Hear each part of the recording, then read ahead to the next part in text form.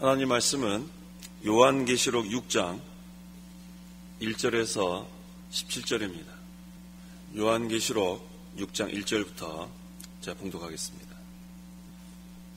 어린 양께서 7 봉인 가운데 하나를 떼실 때 내가 그것을 보았고 네 생물 가운데 하나가 천둥 같은 소리로 오너라 하고 말하는 것을 들었다.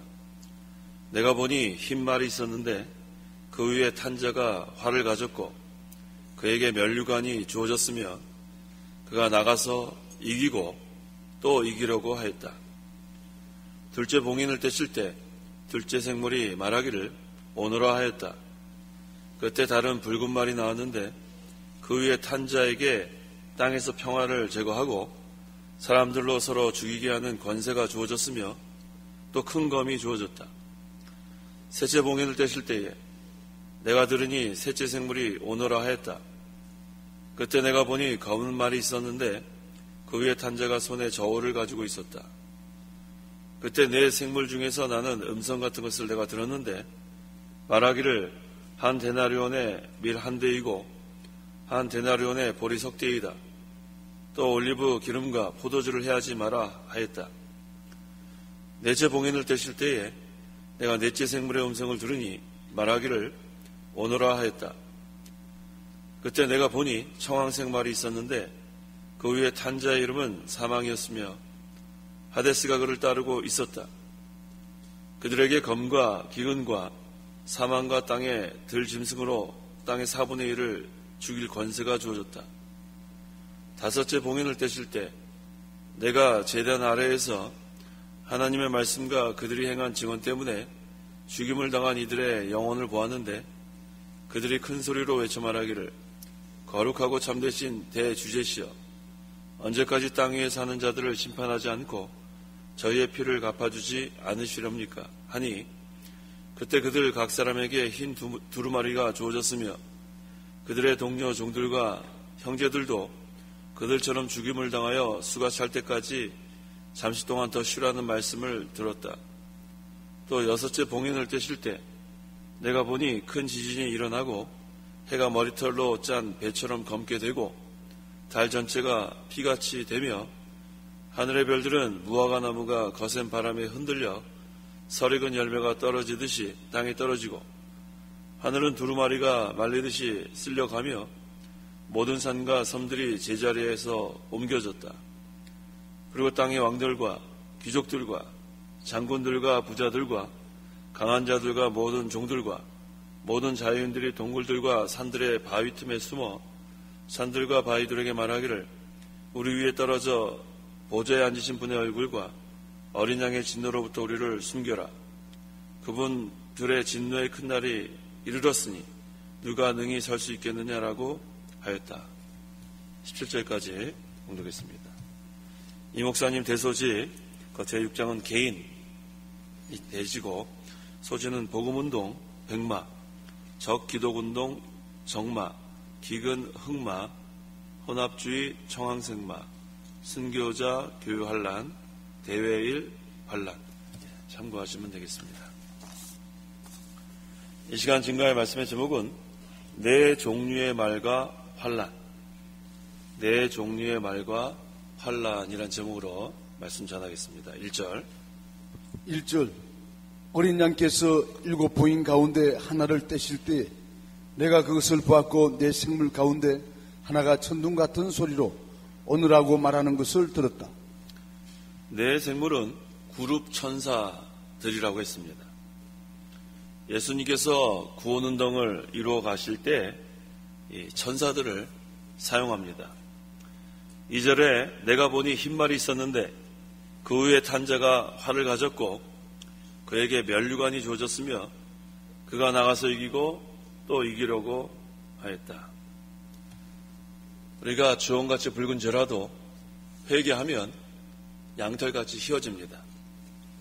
그래서 복음이 전파되고 또 그 복음을 우리가 믿으면 그때 양털같이 하얗게 됩니다. 그래서 여기서 흰색이라는 것은 복음을 전해서 믿게 하는 것을 가리킵니다. 근데 누구에게 이 흰옷을 입혀주냐 하면 믿는 자에게 입혀줍니다. 구원을 받고 그 다음에 구원을 잘 이뤄나가면서 이기는 자에게 이 흰옷을 입혀줍니다. 그래서 우리 성도는 항상 휘어져야 돼요. 주홍같이 붉은 죄라 할지라도 하나님께 다 회개하면 휘어진다고 했으니까 날마다 회개하고 하얗게 되어서 그 다음에 이 복음 전하는데 힘을 써야 합니다. 근데 여기 말이 나오죠. 흰 말. 흰 것은 우리가 죄를 회개하고 하얗게 되는 것. 복음을 통해서 그것이 이루어지는 것. 근데 이 말은 전쟁을 여기서 상징합니다. 그 스가랴 6장 1절에서 5절에 거기도 네 말이 나오는데 그 말들 전쟁 여기서 상징하는 거예요. 그래서 요한계시록 19장 11절에서 16절에도 예수님께서 흰말을 타고 나와서 전쟁을 한다고 했습니다. 그래서 그 흰말을 탄 자는 예수님을 가리키는데 예수님께서 이 구원운동 해나가고 계십니다. 근데 무엇을 가지고 구원운동을 해나가시냐면 복음을 가지고 이 구원운동을 해나가고 계시는 거예요. 그래서 우리 성도들, 예수를 믿어 구원받은 성도들도 이 복음운동에 참여하는 겁니다. 그런데 이 흰말을 타신 예수님이 활을 가졌다고 했어요.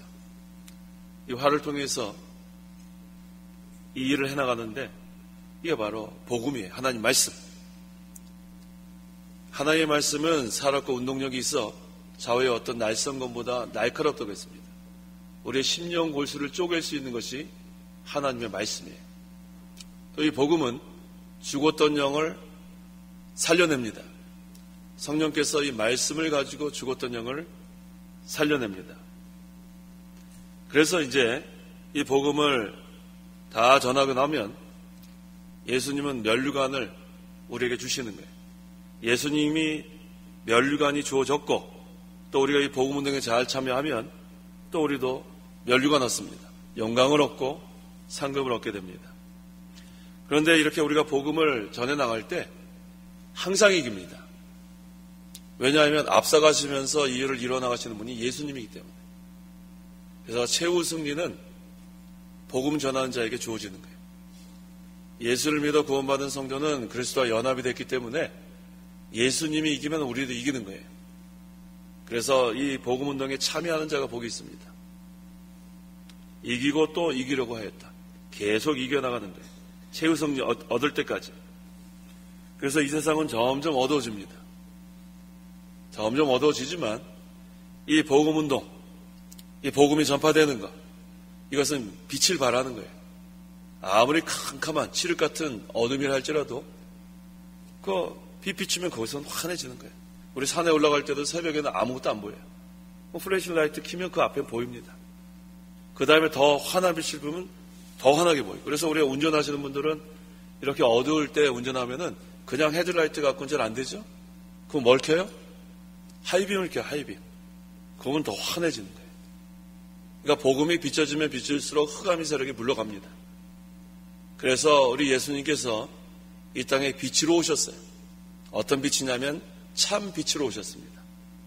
어두운 세계를 비추기 위해서. 또 우리의 심령이 흑암인데 우리의 이 흑암을 다 물리치고 빛의 세계로 만들어주기 위해서 예수님이 오셨는데 그 예수님을 영접하는 자가 빛의 세계가 이루어지는 거예요. 그런데 자기 백성들은 영접하지 않았습니다. 유대인들. 그래서 예수님을 죽인 자들이 유대인들이에요.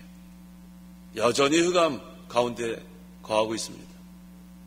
그래서 표면적 유대인이 유대인이 아니고 이면적 유대인, 예수를 믿어 구원받은 그 성도가 참 이스라엘입니다. 빛의 세계가 이루어진 자들. 그래서 우리 심령 속에 항상 빛의 세계가 이루어지려면 말씀으로 인도를 받아야 돼요. 왜냐하면 예수님께서 이 말씀으로 이 구원운동을 해나가는 거예요. 그러니까 우리도 말씀으로 구원운동을 해나가는 겁니다. 그래서 우리는 항상 말씀에 붙잡혀야 돼요. 첫째는 그리스도께 붙잡혀야 되고 그 다음에 말씀에 붙잡혀야 많은 열매를 맺습니다. 사도 바울도 말씀에 붙잡혔다고 했습니다. 사도행전 18장 5절. 18장 5절.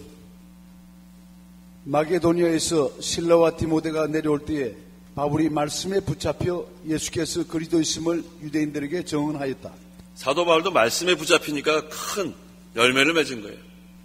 인간의 지식이나 인간의 방법으로 우리가 큰 일을 할 수 없는데 말씀에 붙잡히면 하나님의 복음 운동이 잘 됩니다. 날마다 우리가 말씀을 읽고 기도하는 게 바로 그 이유예요. 기도하고 말씀을 읽고 말씀을 읽은 그 말씀대로 순종하면서 기도하고 이게 바로 말씀에 붙잡히는 거예요. 그리스도께 붙잡히고 말씀에 붙잡히면 이깁니다. 그래야 이기는 거예요. 인간의 수단과 방법으로 이기는 게 아니고 말씀에 붙잡히는 교육자, 말씀에 붙잡히는 성도. 그래서 우리가 날마다 기도하고 말씀을 읽고 또 말씀을 순종하고 기도하고 그러면 날마다 이기는 거예요. 날마다. 날마다 이기니까 얼마나 좋습니까? 성도는 하루 이기고 하루 지고 그런 생활하면 안 돼요. 날마다 이겨야 돼요. 날마다. 최후 승리 얻을 때까지. 그래서 말씀 읽는 거 중단하면 안 됩니다. 말씀을 읽는 자가 복이 있고 말씀을 듣는 자들이 복이 있고 말씀을 지키는 자들이 복이 있어요. 그들이 바로 이기는 자들입니다. 그래서 이 말씀으로 우리는 정복해 나가는 거예요. 창세기 1장 28절에 우리는 생육하고 번성하고 충만하고 정복하라고 했어요. 정복하라. 이것은 혈과 육의 싸움이 아니기 때문에 싸우면 지는 거예요. 싸우면 무조건 격분하면 안 됩니다.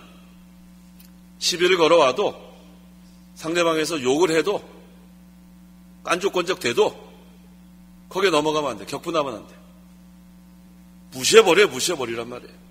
우리는 그런 싸움하는 싸움이 아니에요. 우리는 말씀으로 정복하는 겁니다. 말씀으로.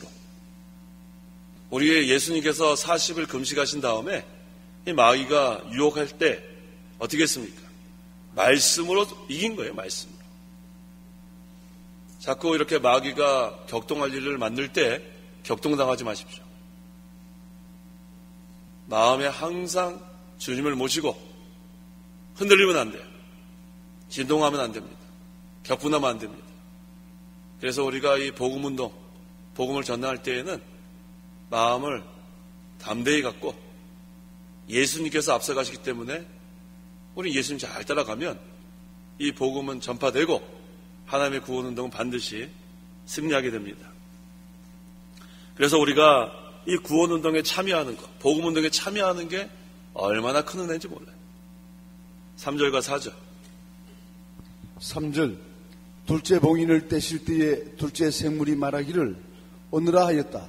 그때에 따른 붉은 말이 나왔는데 그 위에 탄 자에게 땅에서 평화를 제거하고 사람들로 서로 죽이게 하는 권세가 주어졌으며 또 큰 금이 주어졌다. 자, 다른 붉은 말이 나왔습니다. 이 붉은색. 하나님이 구원운동 할 때는 흰 말이라고 했는데 거기에 또 반대하는 세력이 나오는 게 바로 붉은 말이에요. 항상 이렇게 복음이 전파될 때에는 순탄하지만은 않습니다. 그걸 반대하는 세력이 반드시 나오게 돼요. 이게 마귀의 역사입니다. 큰 검이 주어졌다고 했어요. 큰 검을 가지고 무엇을 하는가? 서로 죽이는 일을 합니다. 그래서 우리는 목숨 걸고 나가야 돼요. 죽이려고 하는 세력이 반드시 나타납니다. 성경대로 바로 살려고 하면 항상 방해하는 세력이 있고 진리를 세워나가려고 하면 그걸 무너뜨리려 하는 세력이 있고 그건 성경에 기록된 그대로이기 때문에 그것으로 인해서 낙심하면 안 돼요. 흰말 타신 예수님이 활을 가지고 말씀을 가지고 앞서가시기 때문에 우리는 그대로 따라가면 돼요. 그대로. 우리 대장 되시는 예수님 그대로 따라가면 끝까지 우리가 따라가면 되는 거예요. 그러면은 항상 이기고 또 이깁니다. 이 마귀는 하나님께서 허용한 그 범위에서만 역사할 수 있는 거예요. 하나님은 만능이시고 마귀는 활동할 수 있는 그 구역이 얼마 안 돼요. 그것도 하나님을 허락해야지만 역사하는 겁니다. 그래서 믿음에 굳게 서서 항상 우리가 복음을 전파해 나가고 그 다음에 반대하는 세력이 있어도 우리 예수님이 앞서가시면서 다 물리쳐 주시는 거예요. 그래서 우리는 그리스도께 붙잡히고 그 다음에 말씀에 붙잡히면 되는 거예요. 그러면 이기고 또 이깁니다. 5절 셋째 봉인을 떼실 때에 내가 들으니 셋째 생물이 오너라 하였다. 그때 내가 보니 검은 말이 있었는데 그 위에 탄 자가 손에 저울을 가지고 있었다. 네, 흰 말이 나오고 붉은 말이 나오고 검은 말이 나왔는데 이 마태복음 24장 7절 하반절에 곳곳에 기근들과 지진들이 있을 것이다. 이 말세에 이렇게 예언되어 있습니다. 그래서 이 검은 말은 기근 여기서 상징합니다. 특별히 말세 마지막 때는 이 말씀에 대한 기근이 있다고 했죠. 아모스 8장 11절 주 여호와의 말씀이다.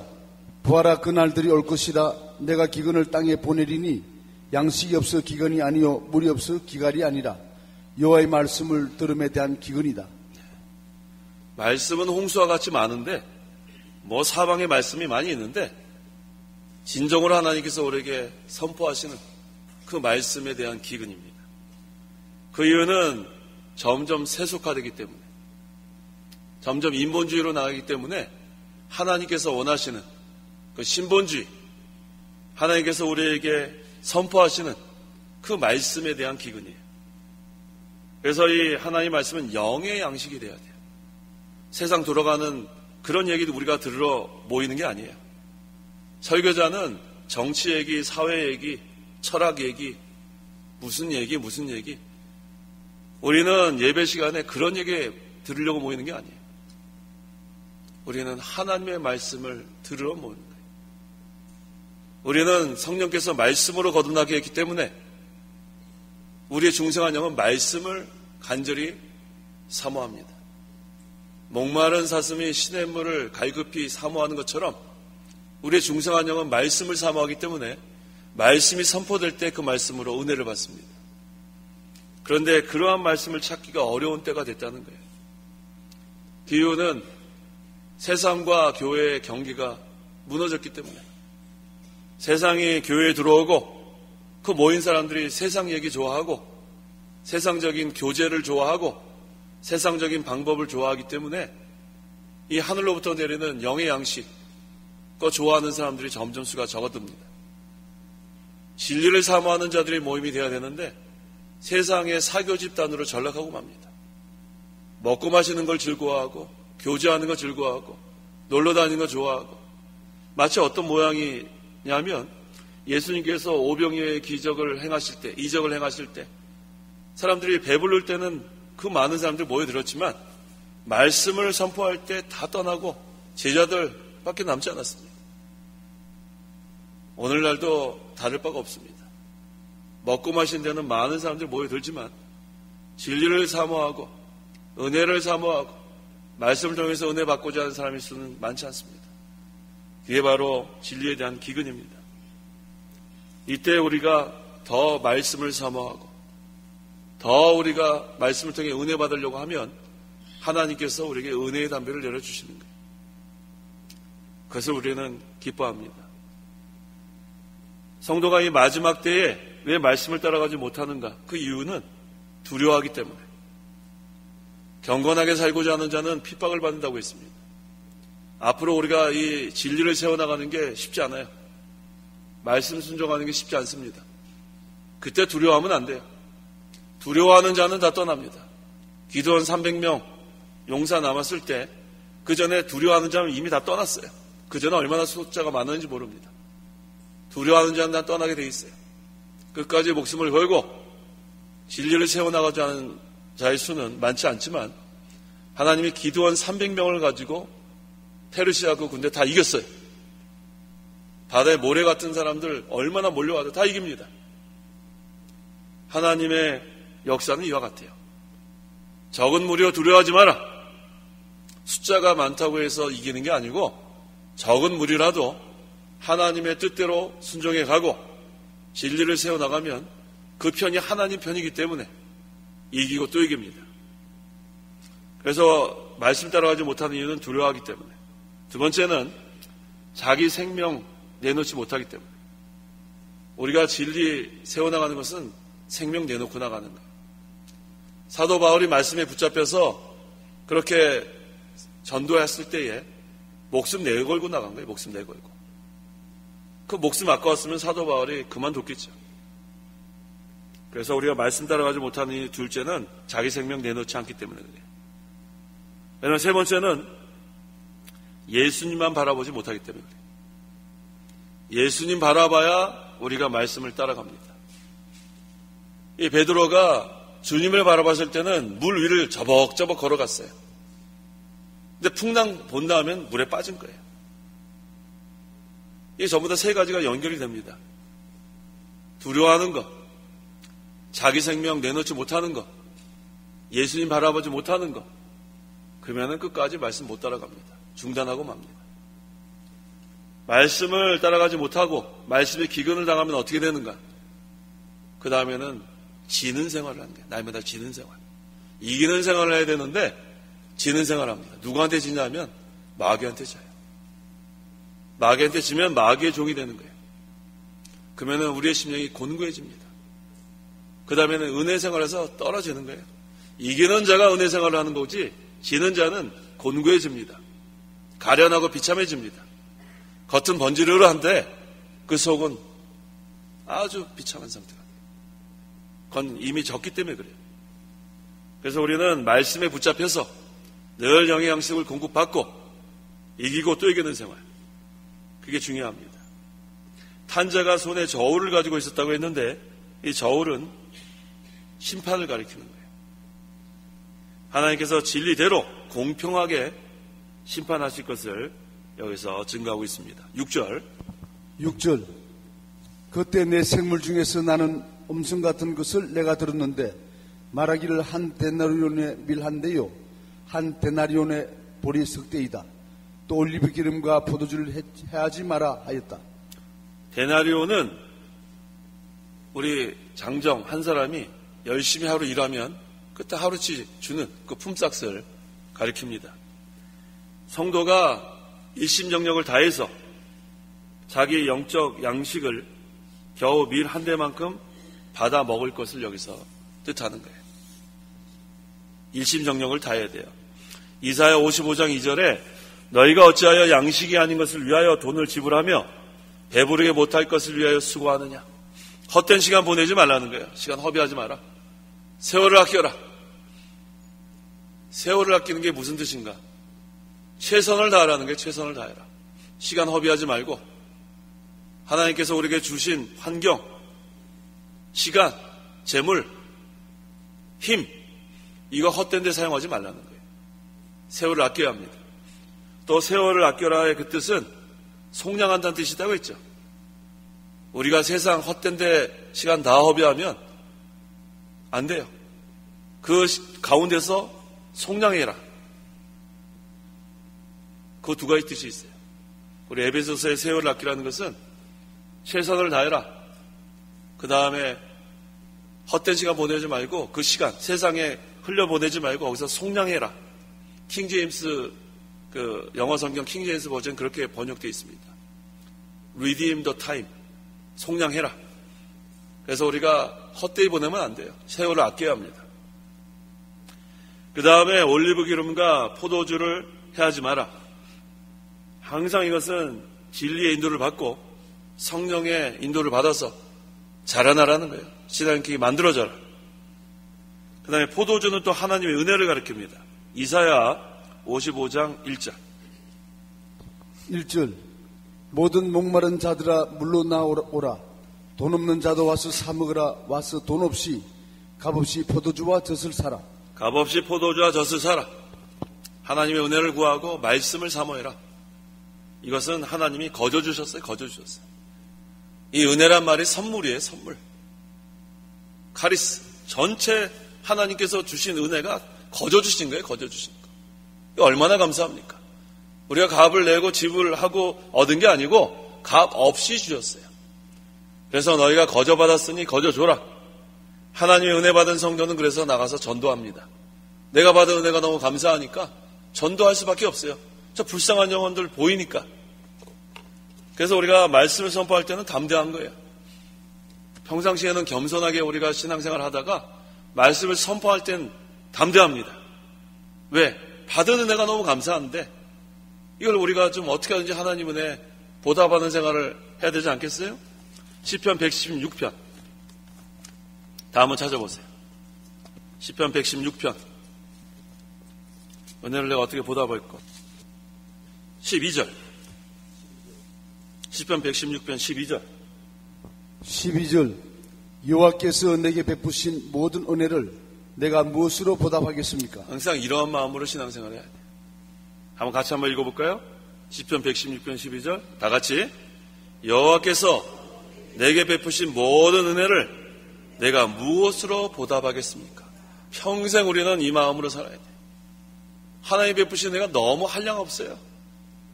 이거 뭐 하나님 앞에 아무것도 아닌 그런 구더기만도 못하고 지렁이만도 못하고 지렁이 야고바 그랬잖아요. 지렁이 야고바.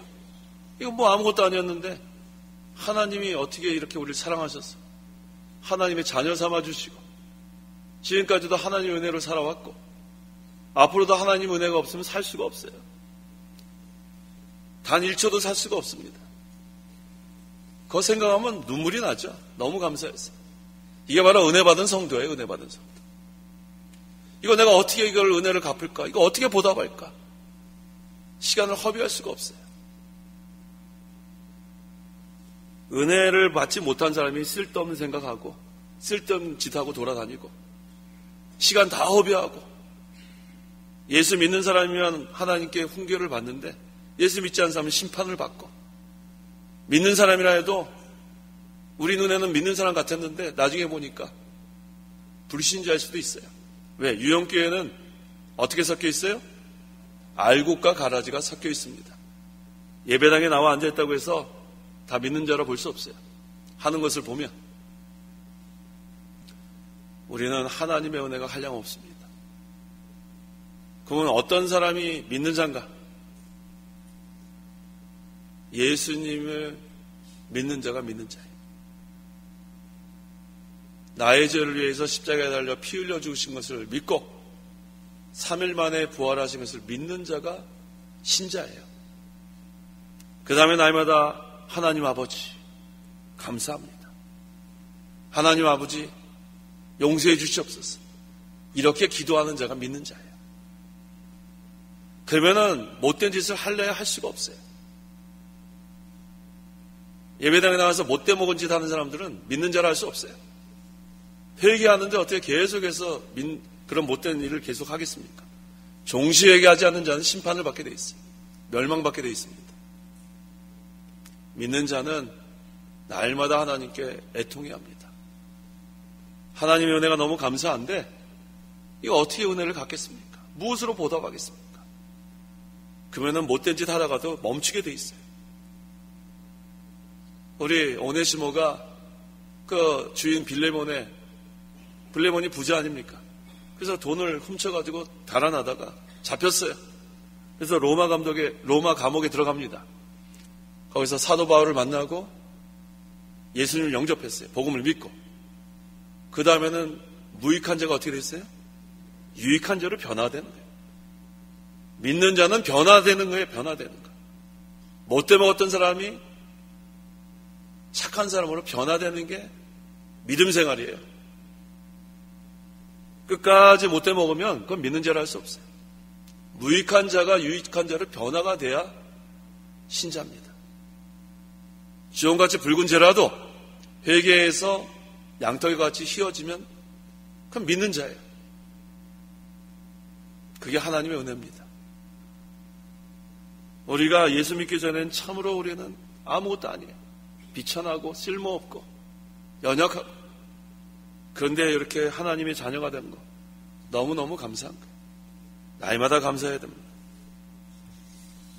7절과 8절 7절 넷째 봉인을 떼실 때에 내가 넷째 생미로 음성을 들으니 말하기를 오너라 하였다. 그때 내가 보니 중앙색 말이 있었는데 그 위에 탄 자 이름은 사망이었으며 음부가 그를 따르고 있었다. 그들에게 금과 기근과 사망과 땅의 들짐승으로 땅 4분의 1을 죽일 권세가 주어졌다. 자, 청황색말, 이것은 섞였어요. 청색도 아니고 황색도 아니고, 이거는 진리와 비진리가 섞여 있는 걸 말합니다. 신본주의와 인본주의가 섞여 있는 걸 말합니다. 하나님은 순전한 걸 원해요. 순전한 거. 우리의 마음은 둘로 이렇게 가릴 수가 없어요. 하나님을 향해 있는가 세상을 향해 있는가 섞일 수 없어요. 탄자의 이름은 사망이었으며 음부가 그를 따르고 있었다. 섞이게 되면 심령이 죽습니다. 하나님께서는 순전한 말씀으로 우리를 살려나갔는데 섞이면 안 돼요. 섞이면은 심령이 죽는 줄 알아요. 그래서 이렇게 청색도 아니고 황색도 아닌 거, 진리도 아니고 비진리도 아니고, 신본주의도 아니고 인본주의도 아니고, 믿는 것 같은데 또 믿지 않는 자 같고, 이렇게 되면 안 돼요. 항상 우리는 흰색, 흰말, 복음, 예수님 닮아가야 돼요. 예수님 닮아가야 돼요. 순전한 말씀으로. 그들에게 검과 기근과 사망과 땅의 들짐승으로 땅의 4분의 1을 죽일 권세가 주어졌다. 이 검은 전쟁을 여기서 뜻합니다. 그래서 많은 사람이 죽게 된다는 거예요. 땅의 들짐승은 여기 세상 나라의 세력을 또 상징하고, 그래서 세상 나라의 세력으로 인해서 많은 사람들이 진리를 떠나게 되는, 심령을 죽이게 되는 그런 상태가 된다는 겁니다. 9절 다섯째 봉인을 떼실 때에 내가 제단 아래에서 하나님의 말씀과 그들의 행한 증언 때문에 죽임을 당한 이들의 영혼을 보았는데, 죽임을 당한 이들의 영혼은 말씀을 지키다가 환난 가운데 순교당한 성도. 그래서 그 10절에 그들이 큰 소리로 외쳐 말하기를 거룩하고 참되신 대주제시여 언제까지 땅 위에 사는 자들을 심판하지 않고 저희의 피를 갚아주지 않으시렵니까? 순교자들이 호소하는 거예요. 하나님, 공의가 나타나기를 원합니다. 세상이 저렇게 악의 세력들이 가득 찼는데 하나님 공의를 나타내 주시옵소서. 이렇게 지금 간구하고 있는 거예요. 그때 11절 그때 그들 각 사람에게 흰 두루마기가 주어졌으며 그들의 동료 종들과 형제들도 그들처럼 죽임을 당하여 수가 찰 때까지 잠시 동안 드시라는 말씀을 들었다. 흰 두루마기는 흰색입니다. 성도가 의를 이뤄나가서 하나님께서 입혀주시는 성결, 그것을 가리킵니다. 수가 찰 때까지라고 했는데 그것은 순교자의 수가 찰 때까지 하나님이 예정하셔야만 순교당하는 거예요. 그러니까 죽을까 미리 염려할 게 없어요. 내가 죽으려고 해도 죽을 수 있는 게 아니에요. 순교자의 수는 하나님이 다 정해놨습니다. 12절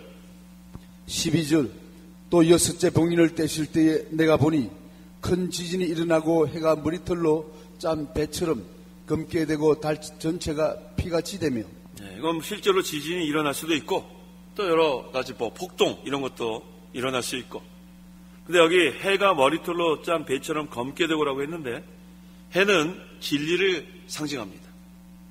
그래서 말씀의 마지막 때 이 흑암의 세력이 너무 강하니까 이 진리가 이렇게 가려지는 것을 여기서 상징적으로 얘기했고, 또 달 전체가 피같이 된다고 했는데 달은 교회를 가리킵니다. 이 달은 원래 태양의 빛을 반사하는 그런 역할을 하는데 이 교회가 그 빛을 받아서 세상에 비추는 것, 그 역할을 계속 해야 되는데 말세의 마지막 때는 그걸 제대로 못한다는 거예요. 생명 없는 교회로 전락하는 그런 교회들이 많아진다는 겁니다. 진리가 어두워집니다. 13절 하늘의 별들은 무화과 나무가 거센 바람에 흔들려 설익은 열매가 떨어지듯이 땅에 떨어지고, 여기서 별은 교육자와 지혜 있는 성도를 가리킵니다. 다니엘 12장 3절에 지혜로운 사람들은 하늘의 밝은 빛처럼 빛날 것이며 많은 사람을 의로 인도하는 사람들은 영원토록 별과 같을 것이다. 그래서 이 별은 교육자와 지혜 있는 성도들. 근데 말세는 환란이 너무 심하니까 이 교육자와 지혜 있는 그런 성도들이 핍박을 당해요. 순교도 당하고, 그걸 여기서 가리킵니다. 14절 하늘은 두루마기가 말리듯이 썰려가며 모든 산과 섬들이 제자리에서 옮겨졌다. 하늘과 같이 높은 세력들이 순식간에 없어지는 거예요. 두루마리가 말리듯이. 두루마리가 막 말리잖아요. 그러면은 다 없어지는 걸 말하는 거예요. 지금은 강한 것 같은데 순식간에 이렇게 되는 것 같습니다. 그래서 말세에는 이 질서가 다 무너져요. 지금 우리가 보고 있지 않아요? 포스트 모더니즘 지금 시대를 살잖아요. 질서가 없어요, 질서가. 무질서합니다, 세상이. 이거 뭐 이전에 우리가 기준으로 살면 이거 도대체 이해가 안 가요. 스승한테 어떻게 저럴 수 있을까? 부모한테 저렇게 할 수 있을까? 저 사람인가? 어떻게 사람이면 저렇게 할 수 있을까? 뭐 질서가 지금 뭐 많이 무너졌어요. 그건 세상 나라고 하나님은 질서의 하나님이에요. 교회까지 그렇게 무질서하면 안 돼요. 세상의 도덕이 무너지고 예의범죄를 무너져도 이게 하나님 나라에서는 그러면 안 돼요. 그래서 우리는 성경대로 가르치는 거예요. 내 부모를 공경하라. 주 안에서 순종해라. 성경대로 우리는 그대로 가르치는 거예요. 그래서 저는 인사 잘 안 하면 너 이러지 좀 마라. 인사 안 했어? 그럼 또 인사. 한 두세 번만 이렇게 하면 그 다음에 만나면은 제 뒤에 와서도 안녕하세요 그래요. 누구냐? 그거 가르쳐야지 그렇게 인사해요. 근데 그거 가르치지 않으면 뺀질뺀질하게. 어른인데 어른한테 인사도 안 하고 그냥 쑥 지나가요. 그럼 쑥 지나면 너 일로 와. 가르쳐야 돼요. 그거 누가 가르치겠어요? 누가 가르치겠어요? 부모님 공경하라고 그거 누가 가르치겠어요? 주 안에서 부모님께 순종해라. 누가 가르치겠어요? 성경대로 가르치면 돼요. 성경대로. 하나님을 경외해라. 하나님 경외하는 거 하나만 가르쳐주면 됩니다. 하나님 경외하는 것이 지혜의 근본이고 지식의 근본이에요.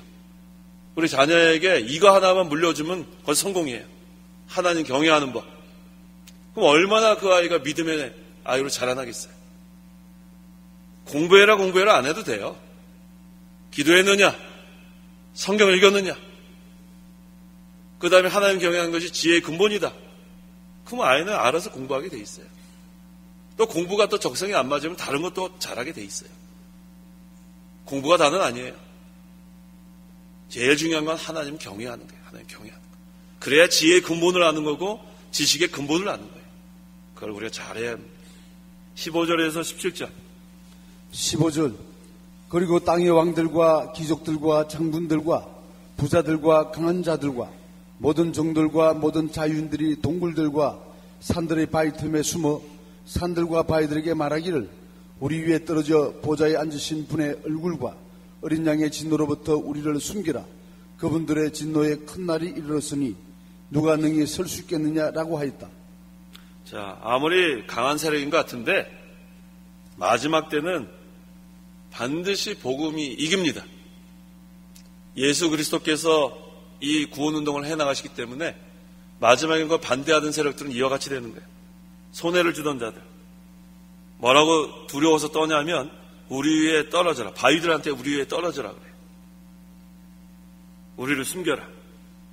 진노의 큰 날이 이르렀으니 하나님의 심판이 날이 오면 하나님 구원운동에 손해를 주고 방해하는 자는 지금 이렇게 돌아다니고 그러지만 그땐 두려워서 벌벌 떱니다. 자, 오늘 가장 중요한 것은 복음이에요, 복음. 흰말을 타고 오신 그리스도.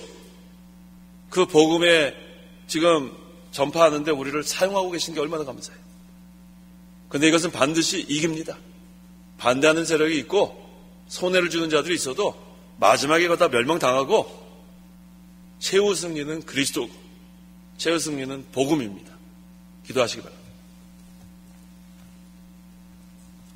기도하겠습니다. 하나님 아버지 감사합니다.